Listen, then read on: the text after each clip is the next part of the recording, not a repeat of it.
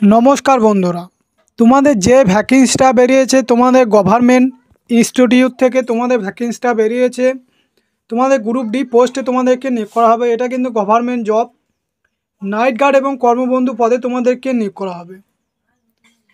এই পোস্টে আবেদন করার জন্য তোমাদের যোগ্যতা কী লাগবে, বয়স কী রয়েছে, A to Z আলোচনা করবে এই ভিডিওর মাধ্যমে।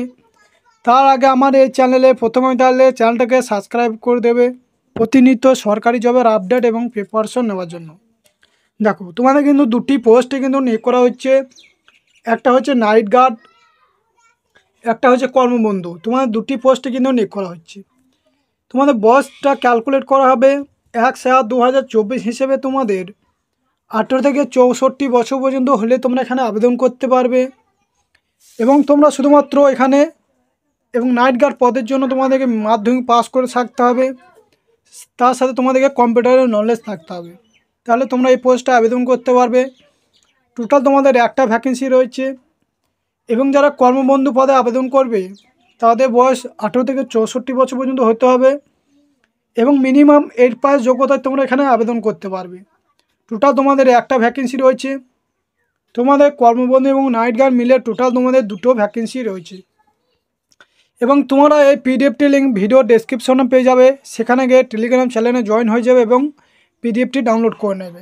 ধর্মদা government PTT institute, Nadia district, memo number দেওয়া রয়েছে এবং নোটিফিকেশনটি পাবলিশ হয়েছে 16/7/2024 তারিখে। তোমাদের নোটিফিকেশনটি পাবলিশ হয়েছে। আবেদন করার শেষ তারিখ 2/8/2024, অর্থাৎ শুক্রবারে। তোমরা এই তারিখের মধ্যে তোমরা অ্যাপ্লিকেশনটা ফিল আপ করে তোমরা নির্দিষ্ট ঠিকানায় তোমাদেরকে জমা করতে হবে। এবং তোমাদের শুধুমাত্র ইন্টারভিউর মাধ্যমে তোমাদেরকে নিয়োগ করা হবে। টার্ম অ্যান্ড কন্ডিশনে তোমাদের কী বলা রয়েছে, তোমাদের কি কি যোগ্যতা লাগবে এবং কোন ঠিকানায় তোমাদেরকে পোস্টটা পাঠাতে হবে, ফর্মটা। দেখো, এটা তোমাদের কিন্তু কন্ট্রাকচুয়াল বেসিকে তোমাদের কিন্তু নিয়োগ করা হবে। এবং এখানে বলা রয়েছে এটা তোমাদের গভর্নমেন্ট জব। এবং তোমাদের বায়োডাটা এবং সেলফ অ্যাসেস্টেড জেরক্স কপি, তোমাদের অল ডকুমেন্টগুলো যে যে যোগ্যতা চাওয়া রয়েছে তাই সেই যোগ্যতা অনুযায়ী তোমাদেরকে জেরক্স কপিগুলো আগস্টের 2 তারিখের মধ্যে তোমাদেরকে এই ঠিকানায় পাঠাতে হবে। Principal Dharmada government PTTI, village plus post Dharmada, police station হচ্ছে নাকাশিপ্রা, ডিস্ট্রিক্ট নদিয়া, পিনকোড 741138। এবং no application will be accept after the last time and date.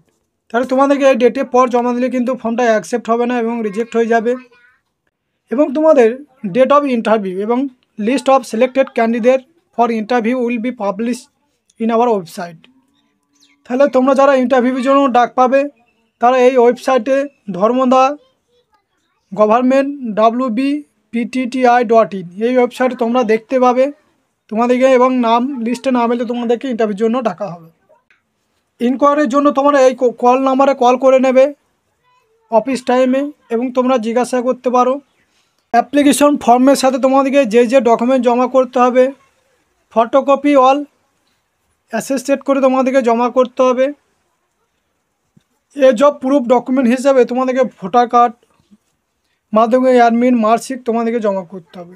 Document of citizenship হিসেবে তোমাদেরকে ডকুমেন্টগুলো জমা করবে এবং সেটা তোমাদেরকে এই ঠিকানায় তোমরা পৌঁছে দেবে, তোমাদের যে ঠিকানা তোমাদের বলা রয়েছে।